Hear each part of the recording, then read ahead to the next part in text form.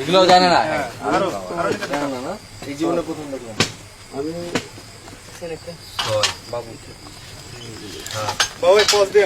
জি থাক থাক তুমি এই পাশে কোপ দাও, আরেকটা কোদাল দিয়ে আরেকজনে দিতে দাও। কাঠের সাইডটা কোন? আস্তে আস্তে এই একটাই না আর আছে? আর কি সামনে নাই, আর খুলিস নাই। মাথা বাড়ি আছে, দেখতে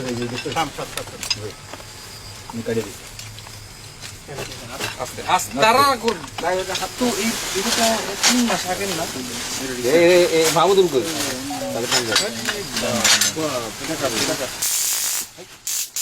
ভয় করতে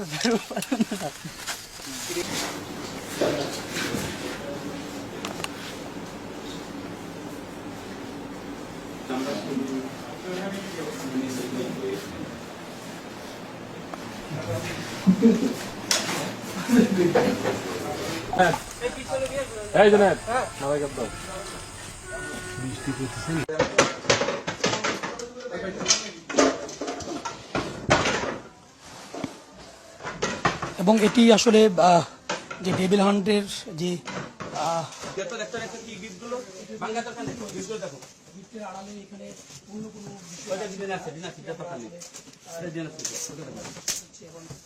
দেখার জন্য মূলত সেনাবাহিনীর সদস্যরা চেষ্টা করছেন তাদেরকে ওই পাশে বস্তি থেকে যে মাদক, সেই মাদকের যে বিষয়টি সেটি কিন্তু উদ্ধার করা হয়েছে। ওদিকে আরো রুম আছে, রুম আছে।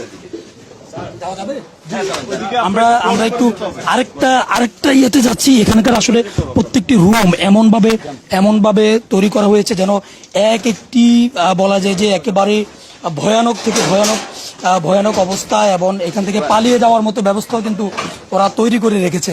অর্থাৎ একদিক থেকে যদি ওদেরকে অভিযান করা হয় এবং অন্য দিক দিয়ে বের হয়ে যাওয়ার যে পথ সেটিও কিন্তু তারা আসলে তৈরি করে রেখেছে, এবং প্রত্যেকটি রুম থেকে গোপনভাবে বের হয়ে যাওয়ার যে পথগুলো সেটি কিন্তু রয়েছে, এবং ধারণা করা হচ্ছে এটি বাইরে থেকে মনে হয় লক করে দেওয়া হয়েছে। এখান দিয়ে এটাই দেখলে বোঝা যায় যে এখান দিয়ে বের হওয়ার রাস্তা, কিন্তু এটা বের হয়ে বাইরে থেকে এটি বন্ধ করে দিয়ে তারা পালিয়েছে, এমনটি কিন্তু ধারণা করা হচ্ছে। এবং দেখতে পাচ্ছেন যে সেনাবাহিনী সদস্যরা এটি ভেঙে আসলে ওই পাশের যে রুমগুলো আছে সেই রুমগুলোতে কেউ পালিয়ে রয়েছে কিনা, পলাতক আছে কিনা, এবং পাশাপাশি ওখানে কোনো মাদক আছে কিনা, এবং দেশীয় যে অস্ত্রের বিষয়টি আমরা ইতিমধ্যেও দেখিয়েছি যে অনেকগুলো দেশীয় অস্ত্র কিন্তু সেনাবাহিনী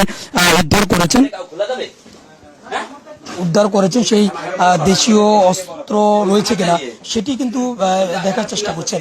এবং আমি যেমনটি বলছিলাম যে প্রত্যেকটি এক একটি কক্ষ থেকে বা এক একটি তাদের যে কামরা এগুলো থেকেই কিন্তু আরেকটি জায়গায় যাওয়ার যে রাস্তা সেটিও কিন্তু এরা করে রেখেছে। অর্থাৎ পালিয়ে যাওয়ার মতো যে সমস্ত দরজাগুলো রাখা দরকার, জানালাগুলো রাখা দরকার, সেগুলো কিন্তু রেখেছে।